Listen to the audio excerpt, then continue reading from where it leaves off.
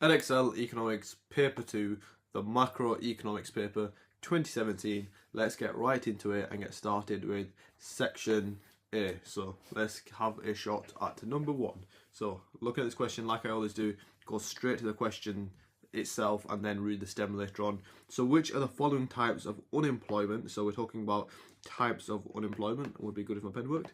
So what are the following types of unemployment that best explains the change in the data between 2008 and 2010? Now straight away, some economics knowledge you should know, which is of course in the spec, is what is the significance of 2008 straight away.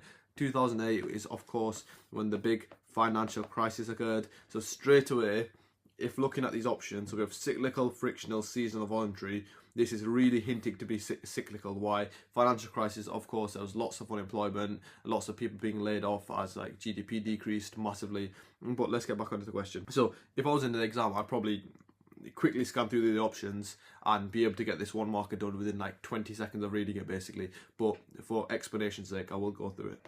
So what type of unemployment occurred between 2008 and 2010? So what does this chart show us? This chart shows us the unemployment, the UK unemployment rate. Okay, so if the unemployment rate between 2008 and 2010 increased, so that's what's happened. So what's happened to unemployment? Unemployment has increased, and let's see the option which best explains the change between 2008 and 2010.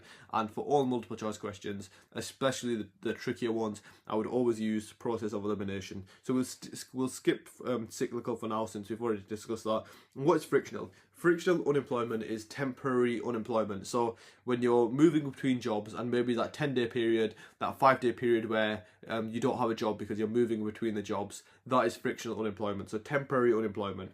Does anything in this data hint towards temporary unemployment? No, so I'm going to rule that one out. Secondly, seasonal unemployment. And when I was reading this part of the question, this is where we can rule out seasonal unemployment, because let's read this. The chart below shows the UK unemployment rate seasonally adjusted. Therefore, if it's seasonally adjusted, it cannot, this graph at least, cannot show seasonal unemployment. And last option, we have voluntary unemployment. The graph, yet again, has nothing, no hint towards voluntary unemployment. Doesn't show anything to do with voluntary unemployment. So I'm going to rule that out. So the answer would be cyclical. And why specifically is it cyclical unemployment? And a great diagram just to explain this, is a really good diagram to draw out as well, is the business cycle diagram. Of course, the real GDP on this axis and time on this axis. So what does this show? So the business cycle diagram shows booms and then it shows recessions in red. And how does that link to cyclical unemployment? So basically our economy goes through cycles. So sometimes we're in a boom phase, sometimes we're in a recession. If you think about a boom phase, one of the main characteristics is high real GDP. High real GDP, firms have lots of money, high spending, high animal spirits, basically leads to high employment. But then on the opposite side of the spectrum, when we're in a recession, there's low GDP, low consumer spending, and therefore leading to higher levels of unemployment. So that is basically what cyclical unemployment is. So some stages of the business cycle will have high employment, and some stages of the business cycle, like a recession, will have low employment. And that is of course demonstrated by here. Between 2008 and 2010, the levels of unemployment went up. And why was that? Financial crisis hit, firms didn't have enough money, there were no sales for firms because consumer spending dropped since lots of consumers lost money, and when lots of consumers lost money, it meant firms were making no sales, therefore no revenue, therefore no profits, meaning that they had to lay off workers, leading to higher rates of unemployment. So simply, the answer would here be cyclical unemployment. Moving on to the next question. So it's an explained question firstly, what I see, and it's 4 marks. So 4 marks explain, you're going to have a bit of chain of analysis here, it looks like. But so explain the likely effects, as an effect question, on the circular flow of income. So that reminds me of the circular flow of income.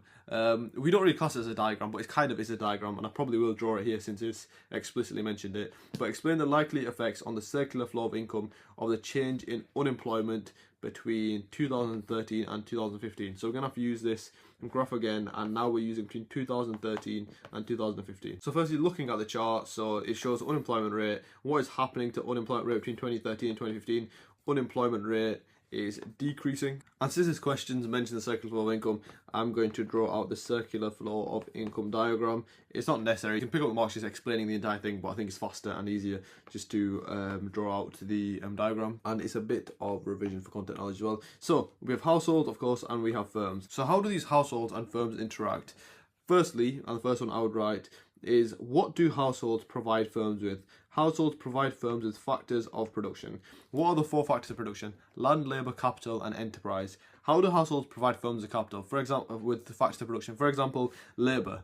We humans, we workers, are factors of production, and firms use us, they hire us, they pay us an hourly wage, and that is how households provide firms with factors of production. And even land, like for example, firms have to rent out land, and who owns those? Usually households. So that's one side of the spectrum. Now, what do households get in return back from firms for those factors of production? They receive factor incomes, factor wages, whatever you want to call them. So they basically receive incomes for those factors of production. So when you go to work for 8 hours, you will receive an income for working for that firm for 8 hours. Okay, now households have these factor incomes. What are they going to do with these factor incomes? So the households are going to use these factor incomes to spend on goods and services. So spending, and it's on goods / services. And then if we're spending on goods and services, what are the firms going to give us in return? The firms are going to give us the goods and services in return. Now, this is 90% of the circular flow, but there's a bit left where you'll pick up a few marks for this as well, which is the leakages / withdrawals, and then the injections. So just knowing these, again, this is just simple content knowledge. Just make sure you're testing your recall, doing your flashcards, and you should memorize all this. But yeah, what are the leakages? I used to remember it by SIT.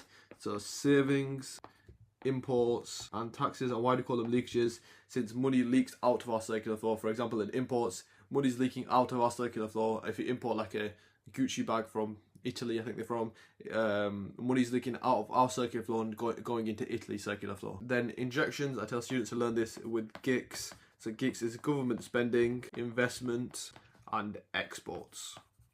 Now, since this is a 4-mark question, I'm actually going to write instead of just drawing the diagram. So again, what's it asking us? Explain the effects on the circular flow of income when basically unemployment decreased between 2013 and 2015. Now, you can link it to any component of the circular flow here, but what I've written is one effect from the decrease in unemployment between 2013 and 2015 is an increase in imports. As consumers have high disposable income, this increases their marginal propensity to consume, thus meaning more imports, e.g. Prada handbags from Italy, shrinking the UK's circular flow of income. You could have given any one of the injections, withdrawals, so like savings. Since they have more income, they're more likely to save. If they save more, it shrinks our circular flow of income. And in terms of injections, you can just say pretty much the opposite. When you have a decrease in unemployment, it means that obviously with more people are employed, we're producing more output. More output means more exports, and if we're exporting more, it means it's increasing the size of our circular flow of income. But yeah, very simple question and a very nice 4 marks there. Moving on to question 2. So that is the first 5 marks of section A bagged. So let's move on to question 2. So this looks like it's about marginal propensity to save. Let's go straight to the question. So explain one possible reason for the changes in marginal propensity to save. The value is decreasing, so it's getting more negative. First thing that probably pops into all your minds, and the first thing that popped into our mind, is interest rates, and more specifically lower interest rates. As why does lower interest rates decrease the marginal propensity to save? As it means that there's less return on saving. Therefore, it would mean that there's less incentive to save, meaning that the marginal propensity to save decreases. Lower interest rates lead to a less return on saving, thus decreasing the incentive to save, and that would be enough to bag you those 2 marks. Let's move on to the next question. Explain the likely effect of a fall. So, explain the likely effect of a fall in the marginal propensity to save on the value of the multiplier if all other things remain equal. Of course, the value of multiplier will increase, and that will be one of your marks. But how are you going to pick up the other mark? And the way I'm going to do this, and I think it's a really good method, is just using the multiplier formula. So what is the multiplier formula? So I'm just going to write it. So multiplier equals 1 divided by MPM plus MPS plus MPT. And the main one I'm going to focus on there is the MPS. What is MPS? MPS is the marginal propensity to save. This is as the MPS will decrease, thus meaning the numerator is being divided by a smaller number, is being divided by a smaller denominator, or just like number, thus a larger value, for multiplier. And just to help that make a bit more sense, if you divide 1 divided by 10, you get 0.1. if you do 1 divided by 5, you get 0.5. So the smaller number you divide by, the larger your value is. And what we're saying here, this is one of the formulas for the multiplier. It's 1 divided by MPM plus MPS plus MPT. If MPS decreases, which they've told us that in the question, a fall in the marginal propensity to save, this means the overall value of the multiplier will increase, thus obviously answering the question. Okay, so moving on to the next question. So this is a multiple choice. So which is the correct size of the multiplier? So let's actually read what's given us. So economy has a MPS, so marginal propensity to save, of 0.1. It has a marginal propensity to tax of 0.2 and a MPM of 0.1. So basically what we're doing is just using this formula here, which I write out again and answering the question. I'm sorry, that actually meant MPT, not MPTC. And the second formula, of course, is 1 divided by M plus MPS plus MPT. So the marginal propensity to import plus the marginal propensity to save plus the marginal propensity to tax. And that would come out to be 2.5, and that is because all these add together to 0.4, and 1 divided by 0.4 is 2.5, so the answer would be D. And of course, don't circle it, you just tick it. And that is the end of question 2, another easy 5 marks, and let's move on to question 3. So it looks like we've got another graph, and again, it's going straight to the question. So which of the following statement is correct about the UK's inflation record between September 2011 and January 2013? So that is this time period here. So based on the data, the UK experienced deflation, disinflation, fall in average prices, or fall in money supply. So let's have a look at this, quickly look at the first line. This shows UK's inflation measured by CPI. So basically it's asking us what happened in this period here. And if we have a look at it, annual prices, so basically this is just showing inflation rate. Inflation has decreased, and we'd obviously call that disinflation. Why do we call that disinflation, not deflation? Since the inflation rate is still positive, but it's decreasing. If it went into a negative number, so went like to minus 0.1, we would then call it deflation. So the why is it not the last two? It's definitely not falling money supply because we're given no data. There's no inclination for this to be falling money supply. Falling average prices, it's just a bad description of inflation. But yeah, moving on to the next question. So with reference to the data provided, so of course, again, this is 4 marks here, so can write a decent amount. And it said with reference to data, so you're going to have to include the graph, but explain, so maybe some chains of analysis, explain the process of calculating the rate of inflation in the UK using the CPI, refer to the concept of weights in your answer. So this is pretty much 4 marks, straight content knowledge. You just pretty much need to know how the UK calculate its CPI. For this question, you don't need to write every single step to get all the marks because of course it's hinted at you straight away with the reference to the data provided, then concept of weights. That tells me 1 mark at least for application is using the data, then 1 mark is probably for the mention of weights. So then there's only 2 marks for basically explaining the steps. But I want to give you kind of a model answer here, so I will write out like the step-by-step process of how the UK calculate their CPI. Okay, so number 1, they create a basket of goods, and the basket of goods is the most commonly, sorry if my handwriting's a bit trash, most commonly bought goods and services by UK households. Then what do they do once they have the basket of goods? Then they collect the average prices of these. And this is where I'm going to mention weights. Weighted averages are calculated. And how we're going to explain that. So weighted averages are calculated. So basically they weight goods on the proportion of income consumers spend. And then of course we just compare the total value of basket to base year. But now, since said, I wouldn't write this much in the exam. I'll probably just write 2 of these. And we've mentioned weights, so that's going to be the 3rd mark. Now, the only thing we need to do is to pick up the 4th mark, use the reference to the data provided. And all I'm going to do, I'm just going to go to the chart. Let's just pick January 2012. It looks like it's about 3.5% there. Yeah, so I'm just going to say E.G 2012 inflation rate. So E.G CPI inflation in January 2012 was 3.5%. And that looks quite complex, but really simple 4 marks. And if you get something like that, you should be very happy in the exam. Moving on to the next question. So that is it for question 3. Moving on to question 4. Okay, so this looks like straight away I can see income inequality. So let's have a read of that. So explain one likely reason. This is 4 marks again, a big 4 mark question. So explain one likely reason for the change in UK income inequality since 2007, and the graph does start 2007. Here we have a chart with the UK Gini coefficient of incomes.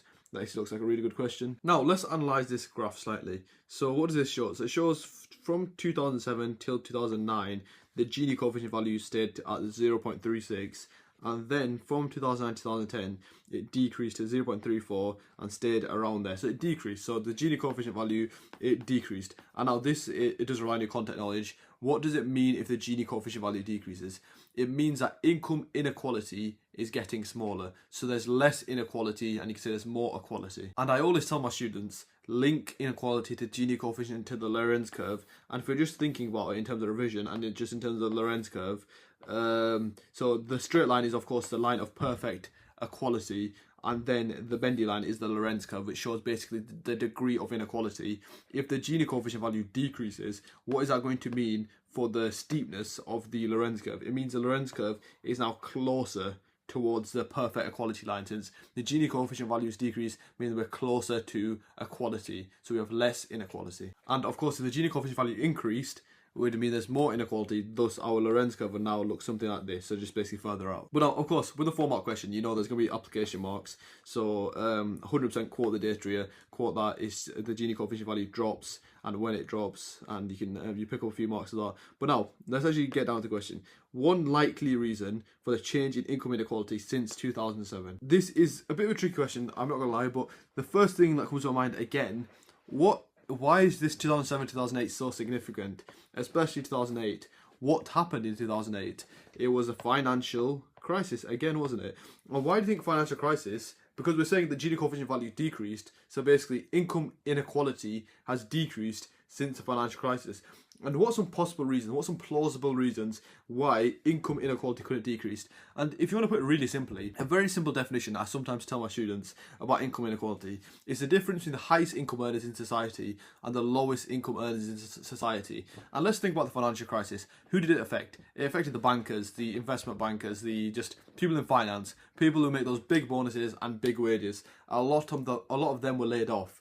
Why would that affect income inequality? As if we think about it now, the highest income earners in society have been laid off. That means that gap between the highest income earners in society and the lowest income earners in society has now reduced, thus meaning the Gini coefficient value and subsequently the income inequality, the level of income inequality has dropped. Okay, so the way I would word this for 4 marks is due to the financial crisis in 2008, highest income, I'm not going to write the rest of that, but basically the gap between the highest income and the lowest income earners in society became smaller since the highest income earners in society lost their jobs, and the lowest income earners in society, for example, since the highest income earners in society lost their jobs, they had to pay out more benefits as well around the time of the financial crisis, thus meaning that that gap, that income inequality decreased. And yeah, and it is a bit of a tricky question. It's a bit more of an inference question, just having to kind of use your brain. And it's not a guessing game. It's using the content. And for questions like this, use the content knowledge you have. So here, it doesn't tell you any like specific reason, but try to think back. Like even these dates, to be fair, the only real date you need to remember is 2008. Anything around 2008 is to do with the financial crisis. But whatever they give you, work with what they give you, and just always know in your mind, they're only testing you what is on the specification. They're not asking you to think of think of some random policy, think of something you don't know. It's all information you do know, but you just need to sometimes retrieve that from your brain. I'm moving on to the second part of this question. Which of the following values for the Gini coefficient is correct if there is perfect income equality? Now this is again just content knowledge. Let's try to rule some out. So it's definitely not D, because D just looks a bit mental. So B, it's not going to be B either. Now a lot of students probably, it's a guess game between 0 and 1. 1 actually represents perfect income inequality, whereas 0 would be the answer. That means 0 represents perfect income equality. And that is a wrap for question 4. Let's move on to question 5. Okay. Another table. They love a good table. So I think every question's been a graph or a table. But which of the following statements can be deduced from the data in the table? Okay, so let's now have a read of what the table is actually telling us. So we have GNI per capita at 2011 PVP, sorry, and then we have HDI. Okay, so we have GNI, we have HDI of Vietnam and India. Okay, so what does basically what does the GNI and HDI of Vietnam and India tell us? Okay, so let's have a shot answering this. So we have, so just looking at it, so India has a higher GNI, and Vietnam has a higher HDI. So now let's answer this question. So average incomes are higher in India than Vietnam. India has a higher GNI, so I would say that follows. So that's probably the answer. But let's have a read of the other ones and why it's not the other ones. The levels of absolute poverty are higher in Vietnam. Vietnam has a higher HDI value, so levels of absolute poverty are higher in Vietnam. But HDI, it does not tell us actually about poverty itself, so I'm going to say that's no, because HDI is a range of indicators, so we can't deduce that from the data we've given. Life expectancy is higher in India than Vietnam. Again, we cannot deduce that from the information we've given, because, like I said, HDI, although it does take into account life expectancy, we don't have specific stats on life expectancy. And then lastly, provision of healthcare and education is less effective in Vietnam than India. I'm going to say that's actually untrue, because if you look at the HDI value of Vietnam is higher than it is in India, meaning that the provision of healthcare and education, although, like I said, we don't have the specific stats, but it probably is likely to be higher in Vietnam on average than in India. But I'm going to say that's wrong. So yeah, the answer would be A. Okay, so moving on to 5B, which again, another 4 marker. We love these. So with the reference to data provided, so that means, of course, since that there's going to be a few application marks, maybe 1, maybe 2, maybe even 3, but who knows. So explain 2 limitations. So it's a limitation question, so this sounds like a very content knowledge question, of using HDI to compare the levels of development between countries over time. This looks like a very nice, very decent question. So let's answer this. The first limitation is that HDI uses averages, so it doesn't show the distribution of, for example, income within a population. It just shows the average income. So there might be a really poor part of, is it Tanzania? Vietnam. There might be a really poor part of Vietnam, and there might be a really affluent, rich area, but it'll just take the average. So it'll say that Vietnam is like maybe in middle in terms of income, but in reality, there's a really poor part and a really affluent part. The way we would obviously get solve that is using IHDI, but I'm not going to mention that since that's not what the question is asking. And what would my second limitation be? So it's going to be HDI only looks at health, income, and education, and it basically ignores factors such as environmental sustainability, which of course is extremely important. Just make sure, like I've done here, have one that was my reference to the data, by the way. I just included one stat, so I included India's HDI value. That would give me the mark for application. 2 reasons would give me the 2 knowledge marks, and then just at the end here, basically, I did a bit of analysis, as there will be 1 analysis mark here. But yeah, I explained it more verbally than writing it down, but you get what I mean, and that is enough to bag you the 4 marks there, and that is the end of that section here. Let's get started with section B. So there are a few figures, but I'm going to go straight to the questions and then work backwards. Okay, so this 5 marker. Okay, so this is calculate, very rare question, but we'll go through it to make sure you don't waste any time, and I'm going to try to demonstrate how simple this is. So what's the question? Calculate the percentage change in the value of the euro in pounds from the start of 2009 to the start of 2015. So percentage change, euro in pounds, start 2009 to the start of 2015. And let's have a look at the figures. Okay, I think it said did it say figure 1? Yeah, figure 1. Okay, so reference figure 1, so start 2009 to start of 2015. It looks like it's actually highlighted them for us, so there's 2 little circles here. Okay, so what is it? The price of €1 in terms of a pound is 0.95 in 2019, and then of course you just calculate percentage change in 2050. So in 2009 it was 0.95, then in 2015 it's depreciated to 0.75. And then you divide it by the original, which original of course being 0.95 and 100, and that is literally But remember, one other thing here as well. So like I said, the pound has depreciated. So whatever this value is, we need to put a negative sign in front of it. Now I need to grab my trusty calculator and work this out. And that has given me 21.05, so 21.05%. And like I said, since the pound has depreciated, it's a negative sign. And literally, I would of course add this formula in, and then, but all you need for the 5 marks here, and this is why this 5-mark question, you can literally do it in under a minute. You can get 5 marks here. All you need to do for the answer there is the percentage change is 21.05, and that's, if you just wrote that, nothing else. But the reason why we say show workings is if you get it wrong, you still pick up a few marks. But as long as you do that, and of course the percentage sign, of course, you would pick up the 5 mark. Okay, so that's a very easy 5-marker done, and let's move on to the 8-mark question. So what is the 8-mark question saying? So with reference to the information provided, so of course application marks, this is 8 marks, of course. With the reference to information provided and your own knowledge, examine 2 factors. So we want 2 factors, so that's going to be 2K paragraphs here, or 2 paragraphs, which might explain the change in the rate of Eurozone inflation, to change the rate of Eurozone inflation as shown in figure 2.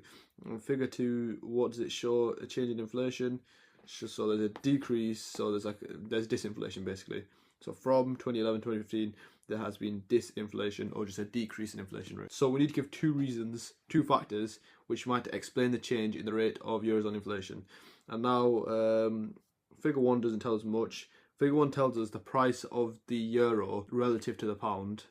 We found out that it's depreciated 21%. But that could be either pound appreciating, or it could be the euro depreciating. It doesn't give us so it could be either one of them. It could be both. It could be a combination of both. It likely is a combination of both. But that could be the pound appreciating or the euro depreciating. But we don't know, so that doesn't give us any conclusive bit to talk about. This just tells us that it's disinflation. So I'm probably going to have to use extract A here.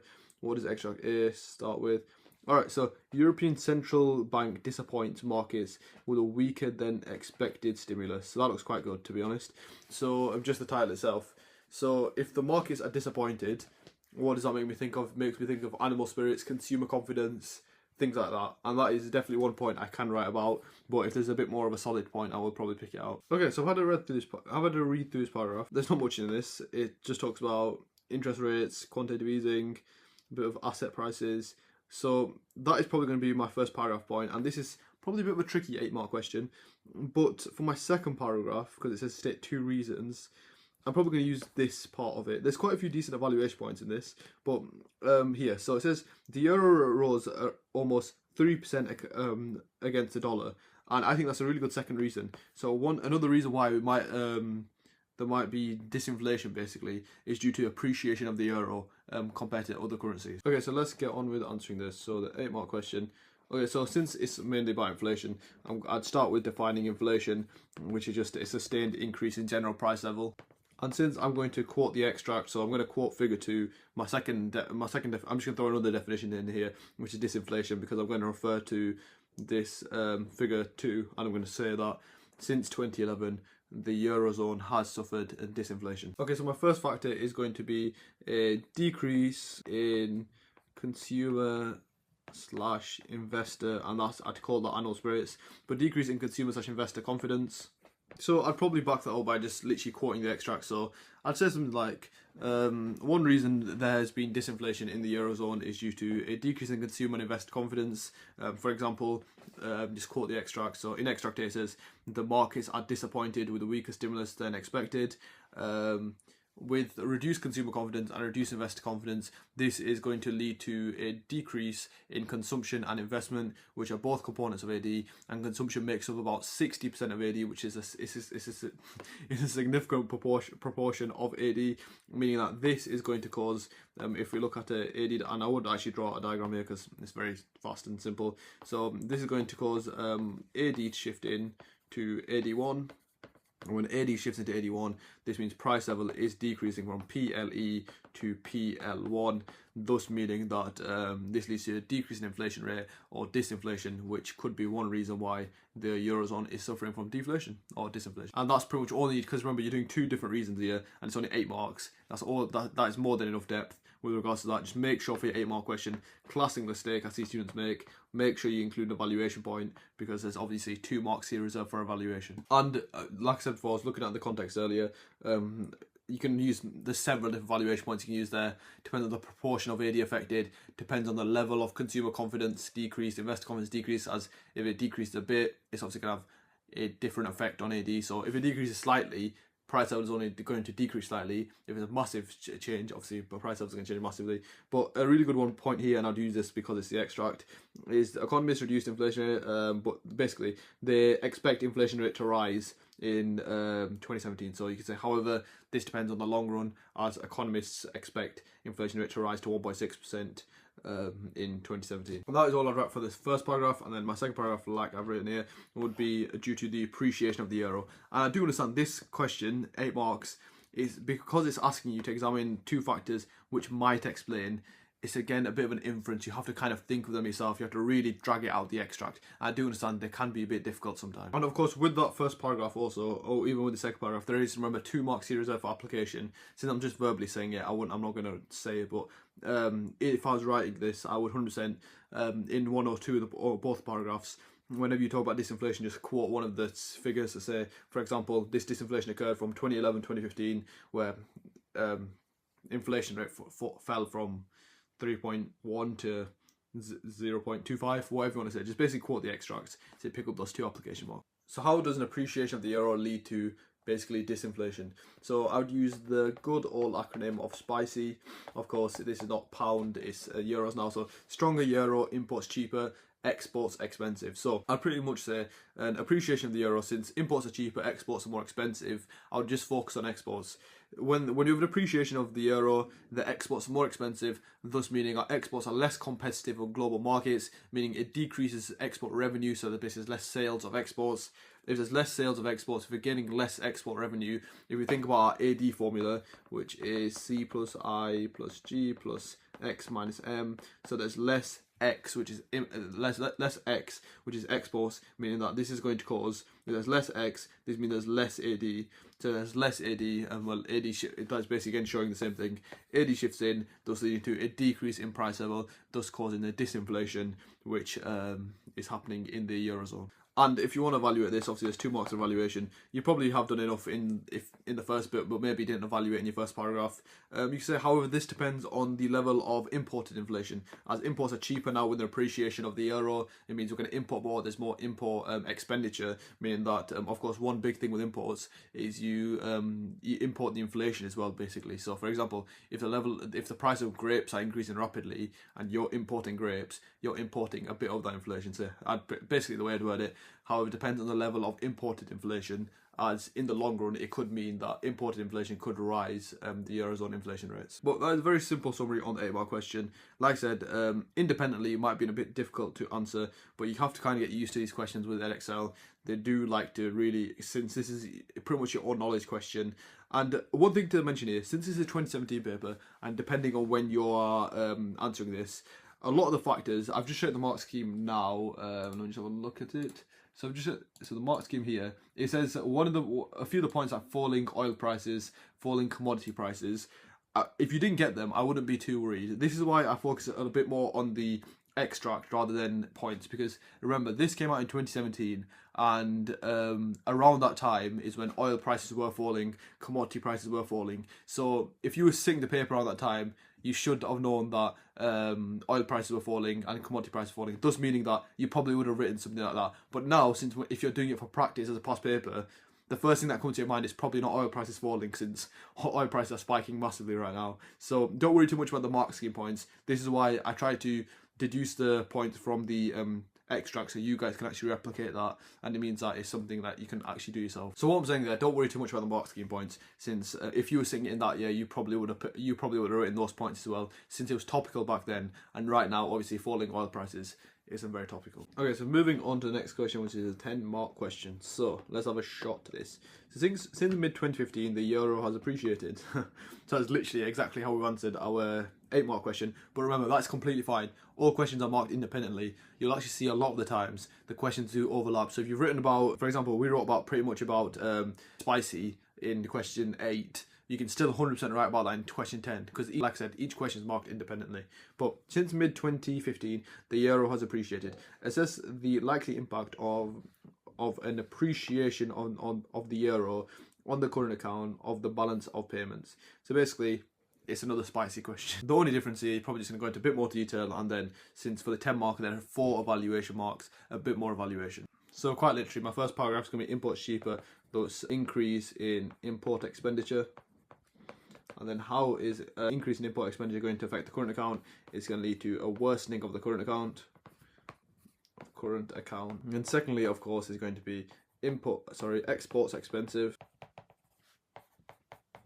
So decrease in export revenue, thus again worsening the current account. And of course I explain these in a step-by-step manner, saying as the euro appreciates, it means exports are more expensive relative to other currencies. You can even give an example, like for example Argentinian pesos. It means that the euro will now, the European exports, or the Eurozone exports, are more expensive in terms of Argentinian pesos. So before it might have been 240 Argentinian pesos, and now since the euro has appreciated, it's 250 Argentinian pesos. And of course here, link it to the extract, so throw this in just for your application marks, because remember there are still 2 application marks here. You do need to pick them up. So straight away, if we think back to our 5-mark question, what do we find out in our 5-mark question? In our 5-mark question, if we read back to it, we calculate the percentage change in the value of euros in terms of pounds. Worked out that it's minus 21.5%. So basically that's telling us the euro has depreciated in terms of pounds. So that works as a really good evaluation point. You say, however, this depends on the euro appreciating against all other currencies. The euro actually depreciated by 21.5% against the British pound, thus meaning the appreciation of the euro may not be felt by every single currency, thus negating the negative effects of the appreciation, and that is an absolute solid evaluation point. And since these analysis marks are the 6 KA marks, to be really simple, is to just make sure you pick up your 2 application marks, then just explain these in a step-by-step manner, then you've picked up pretty much with that evaluation point, you might have even picked up all 4 of the evaluation marks. But another one you can think about is time frame. So here, you talk about just time frame, saying in the short run the euro may appreciate, and then in the long run it may like not appreciate, may depreciate. So you just talk about the different time frames, and that is more than enough for those 4 marks evaluation. And like I said, you pretty much might be able to get away with it with that first point, depending on how much depth you write in. But yeah, that is a 10 marker. That's probably one of the easiest 10 markers I've seen, and it's really good. It's a nice 10 marker to get. If you get anything like that, you need to smash out of the park. Moving on to the 12-mark question. So let's have a shot at this. Discuss the likely success of the European Central Bank's quantitative easing. So the success of the European Central Bank's quantitative easing program in moving the Eurozone inflation closer to 2%, basically.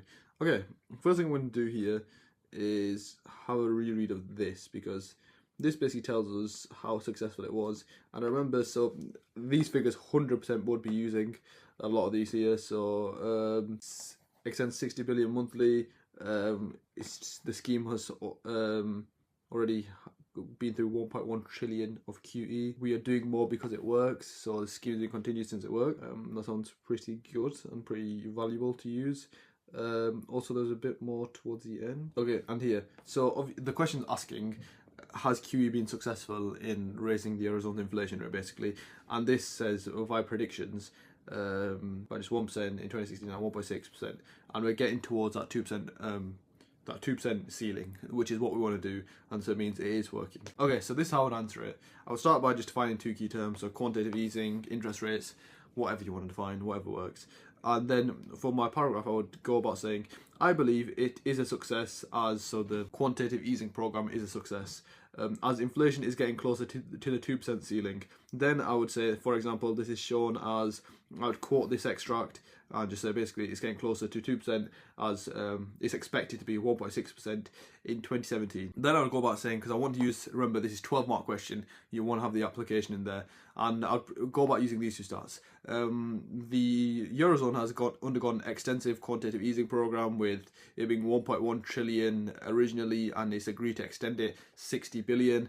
And the reason why they have agreed to extend it 60 billion, and the reason why they are continuing it, and then I would basically go on to explain what quantitative easing is and the method of quantitative easing. So central bank creates new money.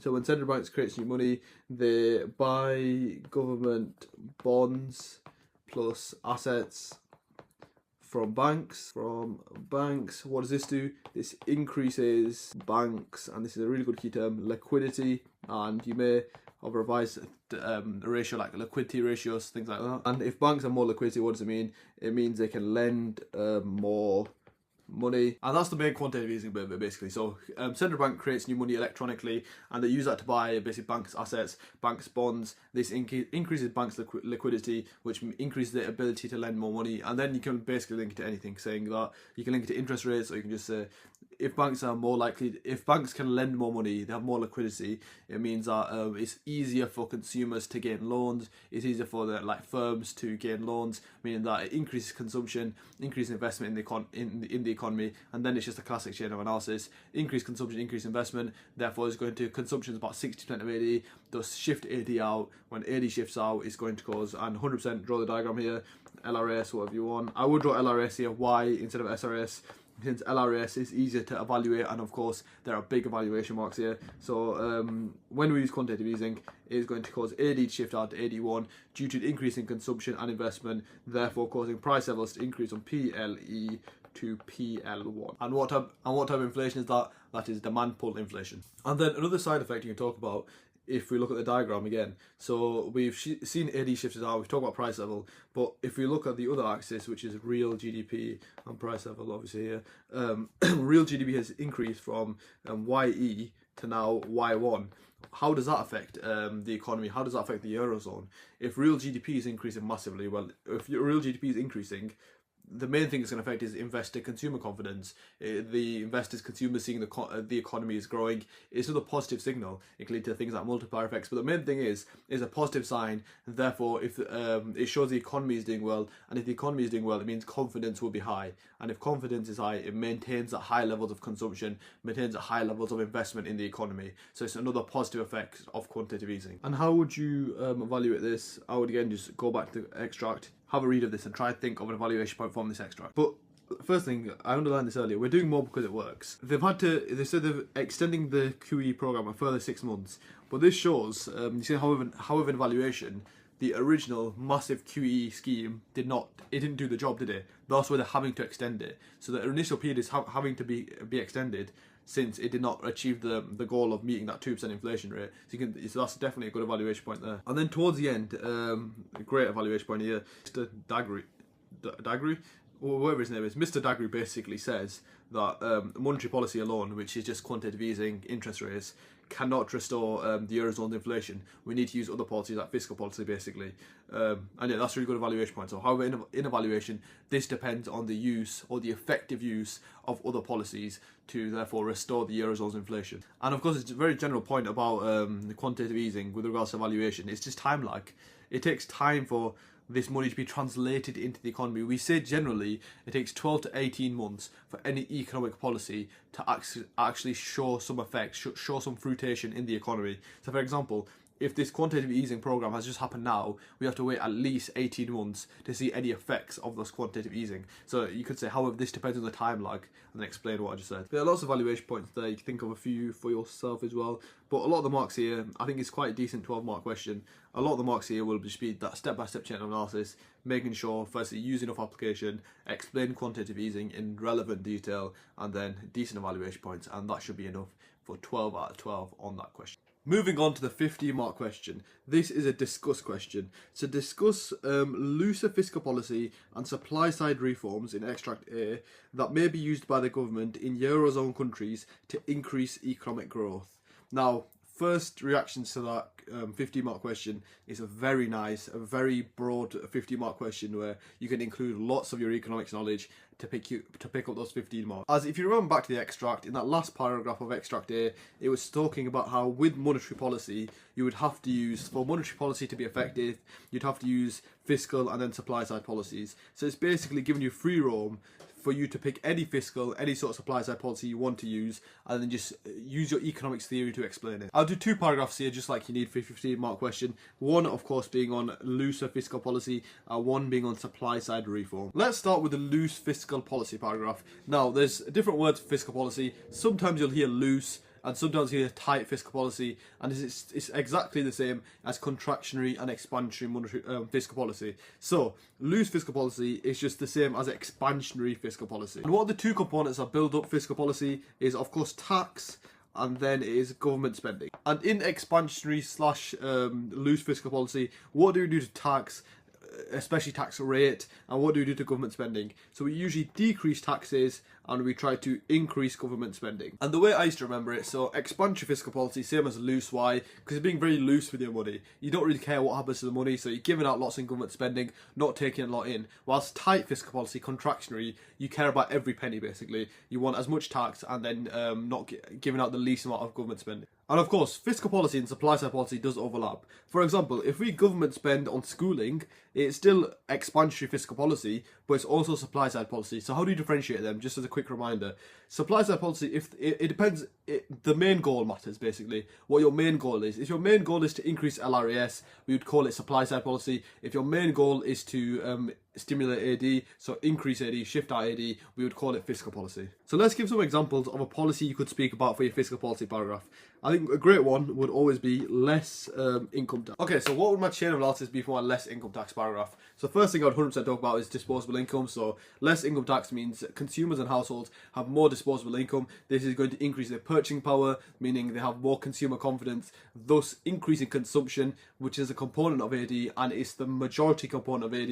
It makes up around 60% of AD. So how is that going to affect AD? It's also, of course, going to cause AD to shift out. And you can also talk about the side effects, where the increase in consumption is also going to increase another component of AD, being investment. Why? Because firms are making more sales, revenues, profits, and if they're making more profits, they may want to expand, invest. Therefore, you can talk about derived demand for labour. They increase their derived demand for labour, increasing things like employment. But the main chain of analysis is basically more disposable income is increased consumption. Consumption is about 60% of AD, causes AD to shift out to the right. Therefore, increase in it can be demand pull inflation, but the main thing is an increase in real GDP. Also, once you mention consumption causing a shift out of AD, you can link it to the LRS diagram, as you can mention this. So you can say that the shift out of AD helps close the negative output gap generated by different stages of the business cycle. As if we think back to government policies, when will the government use expansionary policies, such as loose or expansionary fiscal policy?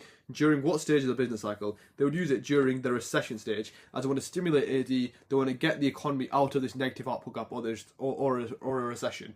And therefore, it makes the chain analysis link really well together.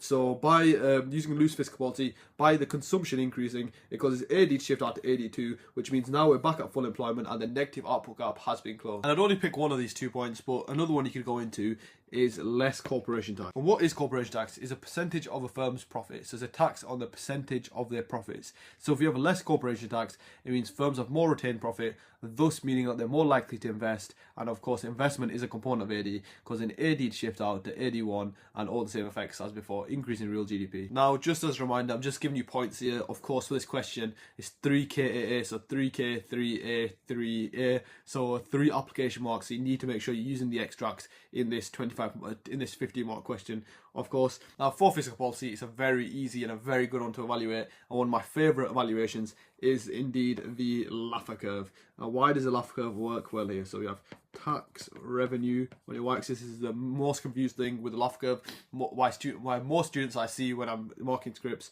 why they drop marks is because they mix these two labels up. And then tax rate on your y-axis. Now, why does this work in evaluation? So we are basically saying, we'll give the example of income tax. We're saying that less income tax is going to lead to a higher rate, a higher tax revenue, because that's the classic assumption. So if you tax you less, it's going to lead to more tax revenue. So basically what we're saying, we might be moving from point X to point A, since tax rate is going down, thus we're predicting an increase in tax revenue. And that's a valid assumption. However, this let's throw a spanner in the works. So we've called this point Z. What if we decrease tax rate? What if the Eurozone is currently at point A, and when we decrease tax rate, we go down to point Z? This means by decreasing tax rate, we've actually decreased tax revenue. A great evaluation here for fiscal policy, since we're talking about expansionary, has to be, again, using the LRS curve. And let's just zoom into this. So LRAS, and I'm going to say, and it's a classic, but it's a very good one, and it picked up a lot of marks in the exam. It depends on the position of the Keynesian LRAS. So it depends on the position of the Eurozone economy on the Keynesian LRAS. As if this is the original position of the Eurozone economy, so if it's originally at full capacity on the Keynesian LRAS curve, when we decrease tax revenue, what do we say is going to happen? It's going to, at the end, it's going to stimulate AD, cause an increase in aggregate demand, causing AD to shift out to AD1. What effects does this had? If we look at this now, real GDP stays at YE and we only get inflationary pressures. So the evaluation point basically says it depends on the original starting point of the Eurozone economy. As if they're starting at full capacity, it means even if they pursue expansionary or loose fiscal policy, there's going to be no benefits in terms of real GDP. So there's going to be no economic growth and there's only going to be inflationary pressures. Thus, loose fiscal policy in that scenario would not be the best choice. Great evaluation point if worded well. I understand it might be slightly complex for a few students, but it's a 10 out of 10 A-star evaluation point. So it depends on the original position of the Eurozone economy on its LRAS curve. And then, of course, a classic one you can add in here as well is just time lag. So it depends on the short run versus the long run. As like I always say, it takes about 12 to 18 months for any economic policy to take effect. Therefore, it would take 12 to 18 months. So in the short run, the effects would not be felt. Moving on to section C, so the 25 mark questions. Let's get started with number 7. And of course, in the exam, you only pick one of these two 25 mark questions. But for practice sake, we're going to attempt both. But let's get started with number 7. So evaluate the likely effect. So it's an effects question of an increase in protectionism. Straight away, this is a very, very good question. If you revise your content well, this should be a very accessible question. But evaluate the likely effects of an increase in protectionism on an economy on the economy of a developing country of your choice. Okay, so straight away here, firstly, great question, especially if you know your content eligible globalization. And then the last bit of the question, of a developing country of your choice. So as you know, having real world fact files, having real country fact files is always emphasized a lot by teachers and by examiners for questions like this. And this is why, especially throughout the year, I emphasise real world application, and especially for paper 2 for your macroeconomics, having a few country fact files is invaluable. As now, for this question, and it's just standard for all of these 25 mark questions, even in micro, if they tell you to refer to a specific industry, like for example, you might refer to the banking industry, the motor industry, but here they told you to refer to a specific developing country. If you do not refer explicitly to a developing country, you'll be limited to level 4, which of course is going to limit your marks. So therefore you need to have a decent fact file, a decent amount of knowledge on the real world. So now let's attempt the question. So an increase in protectionism. So basically, what are the effects of an increase in protectionism, and what are some things that we actually call an increase in protectionism? So things like classic one is obviously tariffs.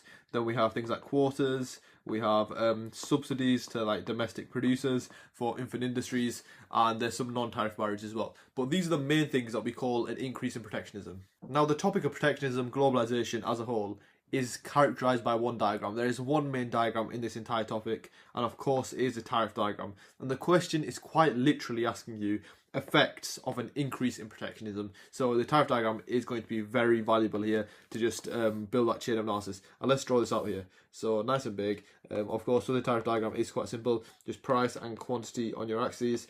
And then it is just literally a simple supply and demand diagram. But since we're talking about tariffs in the global economy, it's supply but is domestic supply in this scenario. And then same for demand, it's demand but domestic demand.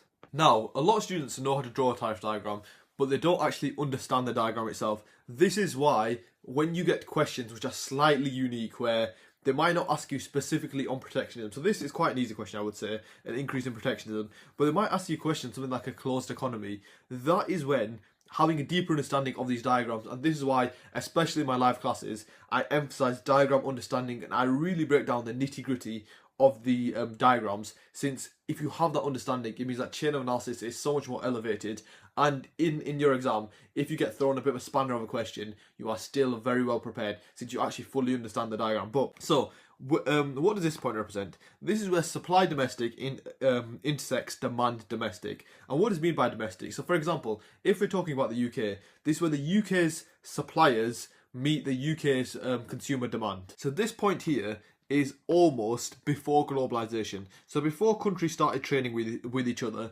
and we call this point here a closed economy. Why is this called closed economy? Since at this point, the domestic demand, so the demand by the UK consumers, is met perfectly by the supply of domestic by UK firms.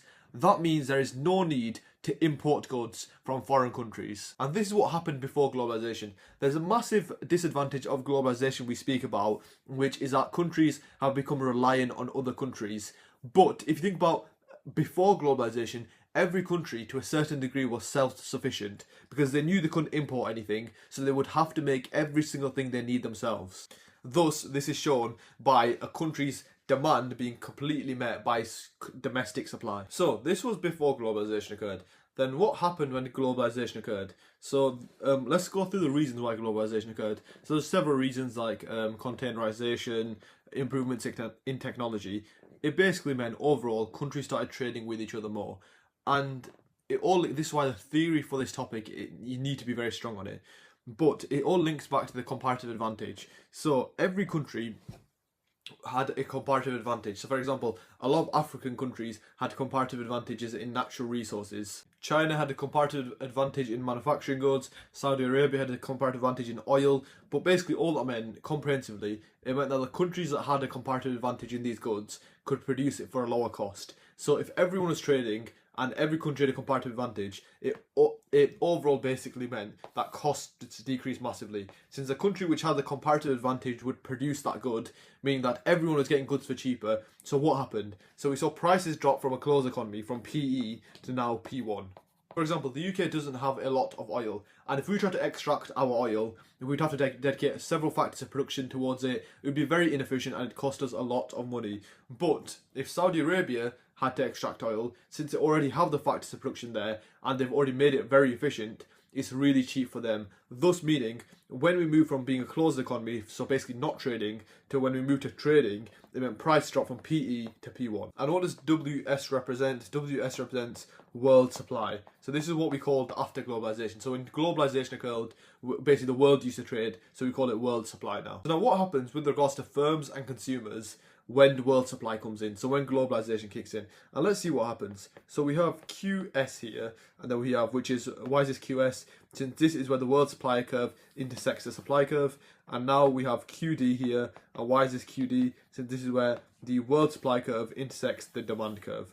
So now, what does QS and QD represent? QS represents the quantity supplied by domestic producers at price P1. So this is how much domestic producers want to supply at this low price of P1. And the reason why this price is so low at P1 is that these global markets have global firms on them which are specialized in certain goods, have the comparative advantage, very efficient, so can produce at very low prices. But as we can see, at these low prices, the UK firms do not want to supply lots since they don't have much incentive at such low prices to supply lots.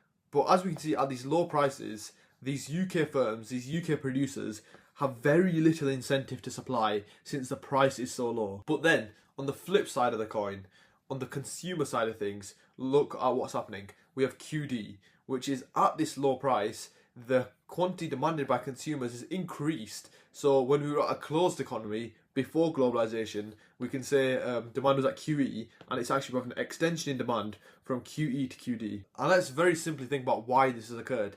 This has occurred since, let's think about the law of demand.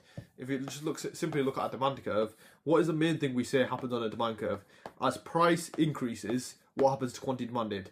Quantity demanded falls. So that is the law of demand. There's an inverse relationship between price and quantity demanded. And in this scenario here, the price has decreased massively as consumers are willing and able to purchase more at these lower prices. But now we have a bit of a predicament.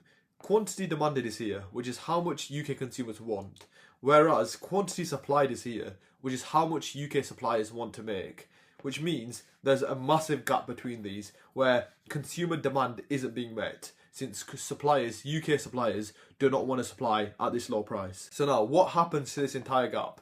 This is where globalization comes in, and this entire arrow, this entire gap, is the quantity imported. So since UK firms do not want to produce QD at P1, what ends up happening is that the quantity just imported, that gap between QS and QD is just imported from foreign countries foreign firms who are willing to produce at this lower price of P1. So what's happening so far? So when we move from a closed economy to now globalization occurring, what has happened? Prices have decreased from PE to P1 and consumers are getting a much lower price.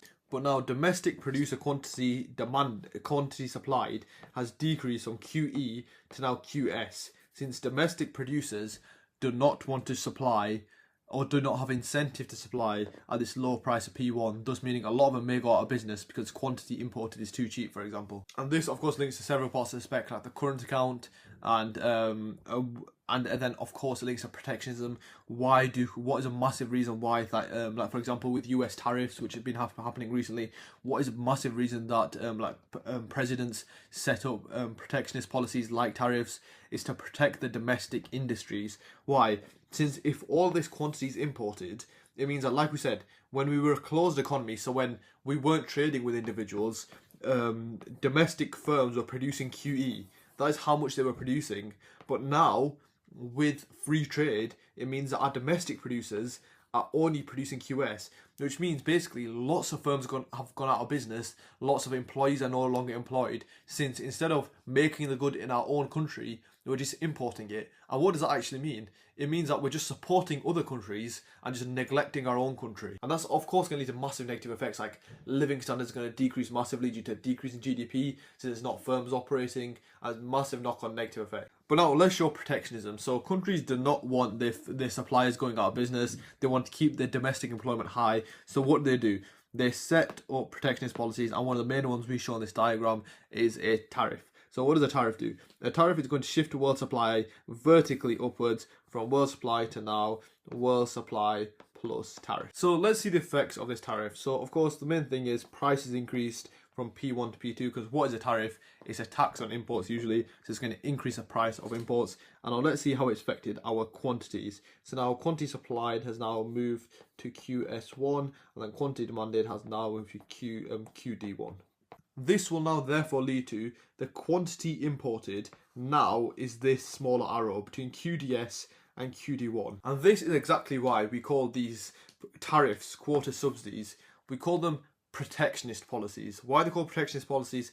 They're protecting our domestic economy. As by putting a tariff on imports, by increasing the price of imports from P1, which is normal, this is free trade when we're just freely trading with different economies. By putting a tariff on imports, by increasing the price of imports, it increases prices, the prices from P1 to P2. And why does that benefit our own domestic economy? So why does that benefit the UK? Since what happens? Now, quantity supplied goes from, for domestic producers, it goes from QS to QS1. So it increases slightly. And why is that? Since there's a higher price now, there's more incentive for these domestic supplies to supply. There's more incentive for these domestic supplies to produce. And on the flip side of the coin, since prices have gone up, like we said, there's an inverse relationship between price and quantity demanded. When prices go up, quantity demanded falls, and that's what we see by consumers. So quantity demanded decreases from QD to QD1, thus meaning that gap, that discrepancy between consumers demanding and firms supplying has now decreased, meaning that the number of imports in the country is decreasing. And if the number of imports are decreasing, it means consumers are substituting, and this is the most important line. If the numbers of imports are decreasing, it means consumers are substituting away from buying foreign goods to domestic goods. And if you're buying domestic goods, if you're buying UK goods, you're supporting UK firms.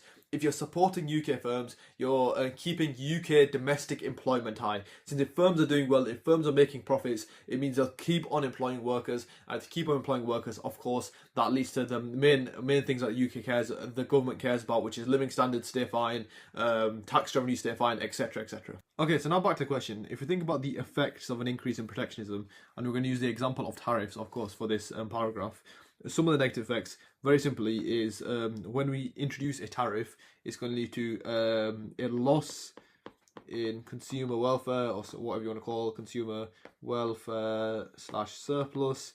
Why? What's the main reason for that? higher prices. And of course, quote the diagram from P1 to P2, and we can actually see this on this diagram. As you can see, I've labelled it up. These gaps mean, I'm not going to teach you what each gap means, but and from B, so B and D both show the loss in consumer wealth, and these higher prices are represented on the diagram via consumer welfare loss, consumer surplus loss at B and D. So this little triangle here and this little triangle here. And then on the flip side of things, you have the positives, which are, of course, who are the two shareholders in the economy is going to positive effect. First one is going to be producers, of course. Producer surplus increases. Why? Since now, of course, consumers are substituting away from importing goods to now buying domestic goods, meaning that consumer surplus is increasing, and we can see that at point A on the diagram. So this little, I don't know what you call that shape, trapezium, is the producer surplus increasing. And then of course tax revenue, since what is a tariff? A tariff is a tax on imports, and you can see tax revenue by the C rectangle there. And that is the main effects of this of the protectionist policy of tariffs, and that is pretty much how I'd structure my paragraph. Of course, at the start where I was talking about closed economy, that's more for your theory and understanding, but if you can make it relevant, you can hint that in, it's also very good. But this would be how my main paragraph is focused, breaking down the diagram, explaining the diagram, explaining an increase in protectionism using the diagram, and just basically implementing the diagram as much as possible. Now I've just been explaining the theory, but if I was writing the answer, I would also make sure to include an example of a country. Here I would just probably picked somewhere. Anyway, India is a good example. India has very high tariffs on electronics manufacturing, so importing like phones, importing TVs. I think they have about a 20% tariff. So whenever I was talking about something like, so when I move from WS to WS plus tariff, I'd say, for example, India has a 20% tariff. The reason for that, they have a massive initiative which is make it in India, or basically self-sufficiency in India, that they want to be self-sufficient. And what is the reason for that? They want to protect the domestic economy, all the reasons we talked about earlier. They want to make sure the domestic economy is protected, the domestic firms are protected. Why? Because that means domestic employment is protected, which means things like living standards and all the good stuff are protected. Okay, so now moving on to evaluation for this paragraph. There's absolutely, I'd say, tens or hundreds of evaluation points for protectionism. A really good one here, I believe, is, since we're talking specifically about tariffs and protectionism, the extent of protectionism.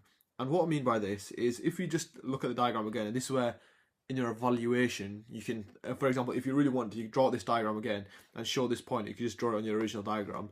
You could draw something like this, and then your evaluation is, however, this depends on the extent of protectionism, as it depends on where the government sets the tariff.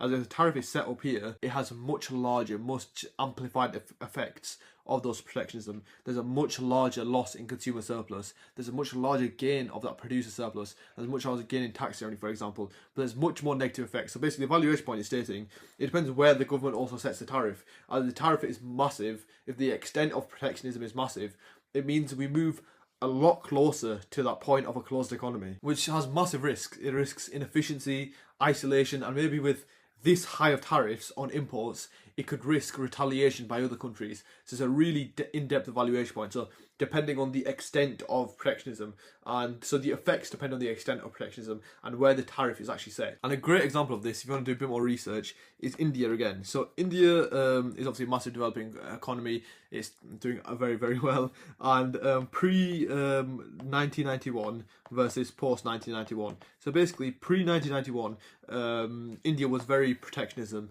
They implement lots of protectionist policies, but post-1991, they allowed for trade liberalisation, the privatisation, things like that. And it meant that, so post-1991, so basically in the modern day, they adopt a lot more free trade, rather than pre-1991, where there wasn't much free trade, meaning that they were almost a very closed economy that wasn't. And the biggest thing that's changed between these two times is the FDI. There wasn't much FDI in India, since they were basically discouraging FDI. But then post 1991, they realised it's a better strategy. Let's trade with our global partners. Allow global partners to use like India. So, like for example, BT call centres in India, and it led to a massive surge in India's GDP. And you can reference that in the evaluation point when you talk about the extent of protectionism. India in 1991, where they had a very high protectionist policy. policies, and it led to them almost being very close to this closed economy point, leading to very little inflows of things like FDI and very like almost global isolation. Moving on to the second paragraph, so the effects of an increase in protectionism, and yet again this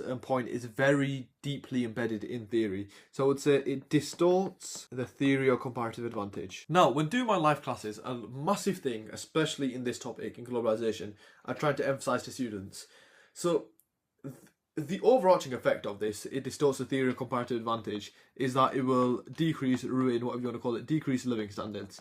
Now, that sounds very simple, but the UK, most of you will know, have 7 macroeconomic objectives, 7 main macroeconomic objectives, things like 2% plus or minus 1% inflation rate, current account, balance of payments on the current account, budget, environmental sustainability. There's lots of them.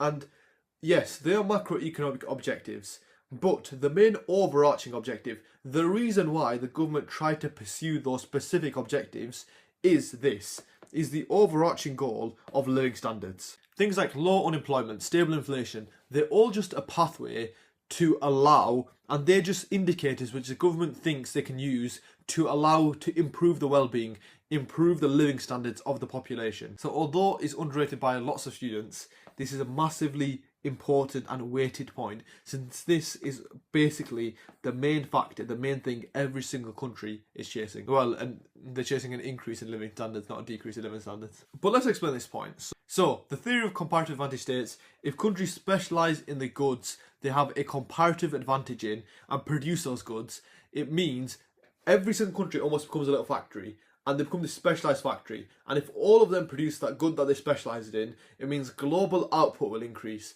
And in the end, if global output increases, let's think what happens. If countries specialise in the goods they have a comparative advantage in, for example, every country becomes a specialised factory and they just produce that one good or the several goods which they have a comparative advantage in, it means that country's output will increase for that good. And if a country's output increases, what do we say increases? What's another measure of output? GDP, gross domestic product.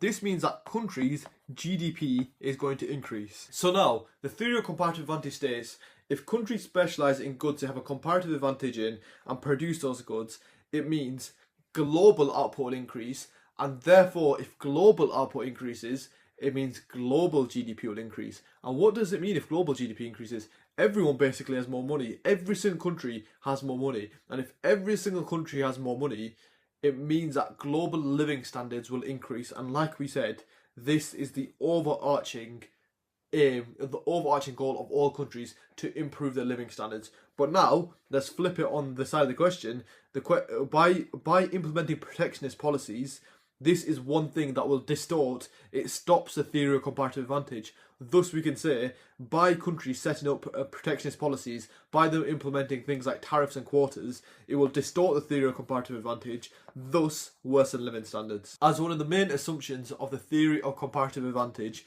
is that there is no trade barriers. And falling living standards also includes things like poverty, because there's going to be massive increases in poverty rates when living standards fall. And if we're actually thinking about the question and developing country of your choice, we saw this massively in India, where in the last evaluation point I was speaking about pre-1991 and post-1991. So pre-1991, India were heavily they were pursuing protectionist policies, whereas post-1991 they liberalised, they introduced free trade. So pre-1991 we saw poverty rates of about 50%.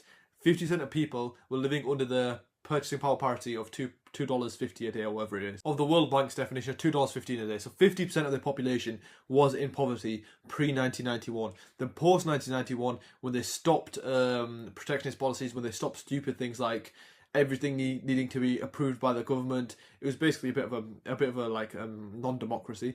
But yeah. But then post-1991, now poverty rates in India, according to the World Bank definition of below $2.15 a day at purchasing power parities, is only 10%. So it really shows, by them pursuing almost a theory of comparative advantage, by allowing the theory of comparative advantage to nurture almost, it meant that living standards improved. And one thing we saw with living standards improved, it was saw a massive reduction in poverty rates. But of course, straight away, just as an evaluation point, what pops into my mind is we say with a theory of comparative advantage that living standards improve, but it depends on the distribution of living standards improving, since in the capital cities, where maybe the goods with comparative advantages are being produced, maybe they'll increase lots there, but then the distribution of living standards, maybe the rural areas will still say very like in poverty, very poor off. There's lots of valuation points here, like the involvement of the World Trade Organization, the validity of the theory of comparative advantage itself, since it's built up on very naive assumptions like no trade barriers, no transport costs. Can that actually hold valid in the real world? Is it actually realistic to achieve in the real world? Another great valuation point, the presence of trading blocks. Of course, they totally change the game with regards to protectionism, as it's free trade inside the trading block. But there's absolutely loads of points to this question with evaluation, with points of paragraphs like, I didn't even mention like domestic industries, so like protecting infant industries. I didn't really mention retaliation much. Things like global supply chains, how it might affect them. So there's loads of different points here, and even evaluation, things like deglobalization with the US tariffs. Lots of different points, long run versus short run effects. Lots of different points, but yeah, that's like a little overview plan of the 25 mark. Moving on to the second 25 mark question, which is number 8. So let's get right into the question. Evaluate the likely macroeconomic consequences. Okay, so macroeconomic consequences of a significant fall in global oil price. And then it gives us a bit of a stimulus of an example when oil prices fell from a 2008 peak of $147 to $27 in 2016. Now, just using a bit of logic, even if you don't know much about economics, you probably know that oil prices, gas prices are not very cheap anymore. And you're probably not likely to get this exact question, but you could see something like Edexcel spin it, saying, evaluate the likely macroeconomic effects of a significant increase in global oil prices. And just for some context, global oil prices right now are about $67 per barrel. So it just puts a bit of perspective on how they've changed over the years. Okay, but now back to the question. So we're talking about macroeconomic consequences. And when the question is worded something like macroeconomic consequences, the first thing I'm thinking about is macro objectives. So what I'm going to do now is run through the macro objectives in my head. And the first one, the main one obviously being, is 2% plus or minus 1% inflation. And why is this going to affect the inflation rate? So if we have a significant fall in global oil prices, let's take E.G, the UK, for example. As we know, the UK is a net importer of raw materials, and of course, the UK will import its oil. So if there's a decrease in the price of oil, how is it going to affect our inflation rate? As we know, oil is a commodity and it's used by pretty much every single firm in the UK. So if there's a decrease in oil prices, how is it going to affect UK firms? So lower oil prices mean lower input costs for UK firms. And why is this? Since even if a firm does not explicitly use oil, for example, it's not a petrol station, it doesn't specifically supply oil, every single firm, whether it sells teddy bears or whether it sells cakes, the way they get the ingredients, the way they get the teddy bears is probably transported on a van, on a truck, and that of course uses oil, uses petroleum. So yeah, it's going to lower the input costs for all firms in the UK. And which diagram do we use to represent costs? And that would be the that would be the SRAS diagram. So price level on my y-axis and real GDP on my x-axis. I'm going to draw an SRAS curve and an AD curve. So a decrease in costs is going to lead to what? It's going to lead to our SRAS shifting out to, now I'm going to draw this in red, SRAS shifting out to now SRAS1, so shifting out towards the right. And let's see now how this affects our price level. So price level goes from PLE to PL1, and that is, let me try that again, it's a bit messy, to PL1, and that shows the deflation firstly, or the disinflation, whatever you call it, the decrease in inflation rates. And then let's also see the second effect. So price level also increases from YE to, sorry, not price level, real GDP increases from YE to Y1. Why does real GDP increase from YE to Y1? So it's all to do with these input costs. So since these input costs are falling for firms, it means firms can now afford to produce more. And if firms can afford to produce more, it means there's more output. And let's think about back to the definition of what real GDP actually is. Gross domestic product. It means there's more gross domestic product, thus meaning with firms producing, well, since firms can afford to produce more output, it leads to more output, thus meaning an increase in real GDP. Or we can stop our chain of analysis there, or we could think about a different shareholder in the economy, which is consumers. Now, we've talked about there's this deflation occurring or disinflation occurring in the economy. And how is this disinflation going to affect, how does deflation itself affect consumers? How does it affect the value of money? So deflation leads to an increase in the value of the pound. Deflation leads to an increase in the value of the pound, as you can trade that pound for now more goods and services. So for example, if in 2022 you went to the sweet shop, you could buy 100 sweets with a pound, and then between 2022 and 2023, if there was 3% deflation, and you went, so now in 2023 you went to the sweet shop, and now you can buy 105 jelly sweets, and that is a concept of deflation. Since deflation has occurred between 2022 and 2023, it means that the pound is now worth more, and if the pound is now worth more, it means you can trade it for more goods and services. So in this example, you can get 5 more jelly sweets when deflation occurs. What effect is that going to lead on incomes? It's going to lead to an increase in real incomes, isn't it? As even though nominal incomes may stay the same, so a worker may still earn 27,000. As each pound is now worth more, yes, he still makes 27,000, but he can buy more goods and services with that 27,000 pound. Thus, why we say an increase in real income. And if there's an increase in real incomes, we say purchasing power increases. And if consumers realise, and if consumers have higher purchasing power, it leads to an increase in consumption. And we say consumption is around 60% of AD. And of course, that's going to lead to, that's a major factor of AD, does lead to AD shifting out to the right. And let's sketch that here. So of course, we can draw it even with LRAS here, LRAS, price level on our y-axis, real GDP on our x-axis. So it's going to lead to AD shift out from AD to AD1, which is going to further amplify that real GDP growth from YE to Y1. So you can answer this question saying, the macroeconomic consequence of a significant fall of real GDP is it can lead to several positive effects for the economy, and one of the biggest positive effects, of course, relating it to a macroeconomic objective, is massive levels of just economic growth. Okay, so moving on to the evaluation stage of the paragraph, of course, for your 25 marker, there's a big 9 marks of evaluation. The first one that pops to our mind is we've seen a significant fall in global oil prices. And of course, we said oil is a commodity. So if it's a commodity, one of the characteristics of a commodity, it means it's traded on global markets. So if there's a significant fall in oil prices, let's think about consumer and investor confidence, since a lot of people might have lost a lot of money, and just the general economy. If there's a massive decrease in such a big commodity, it could lead to effect, like we said, investor confidence, consumer confidence effects. Thus meaning our assumption here that increase in real incomes and an increase in purchasing power is going to lead to an increase in consumption could be wrong. It may not be valid, as consumer confidence, investor confidence, animal spirits may be very low after a significant decrease in oil prices, thus meaning that there won't be a shift out of AD, and therefore we won't feel the positive effects of an increase in real GDP. And a great point, I remember a student who actually ended up getting an A star, and you can probably tell why, mentioned to me, is it's related to the macroeconomic objectives again.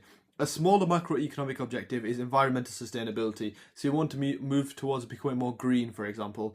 And in economics, of course, we assume all firms are profit maximizers. Basically, everything's about incentives. And if the prices of oil fall significantly, so from $147 to $27, it means oil is very cheap. And if oil is very cheap, it massively reduces the incentive for firms to try to find a substitute to oil. So for firms to invest into green energy, basically. And that might lead to, so a significant decrease in the price of oil might lead to a decrease in investment into green energies, thus meaning that massive long-run effects like global warming, rising sea levels. And you could word the evaluation point saying, however, in evaluation, the significant fall in oil prices, positive effects, depends on how it affects environmental sustainability and how it affects the investment into green energies. And like I always say, there's lots of evaluation points here, but in this paragraph specifically, we're going to be talking about the positive effects, like chasing economic growth, increase in GDP. And you can say, however, this depends on the massive negative effects that can occur due to the deflation occurring, since of course here we're seeing that the lower input costs for firms is going to lead to deflation, and you could talk about maybe a deflationary spiral occurring. And of course deflation, you can even relate it to like a real world example about Japan. as we know, deflation is very negative. It leads to several like massive levels of unemployment, etc., etc. So you could actually lead to how you could word the evaluation point. However, in evaluation, this depends. The positive effects of falling oil prices depends on whether it's outweighed by the negative effects of deflation. Of course, since we talk about paper 2, macroeconomics, we talk about the global economy, we could also mention how the oil exporters are impacted, since the oil importers are positively impacted by falling oil prices, but the oil exporters, countries like Saudi Arabia, they will probably adversely be negatively affected with things like massive reductions in tax revenue. It would lead to probably budget deficits, things like that. So that could also, those massive economies like Saudi Arabia, where they will go through a downturn in the economic cycle, that could also be passed on to other economies due to the interconnectedness of the global. And that's a brief overview of this 25 mark.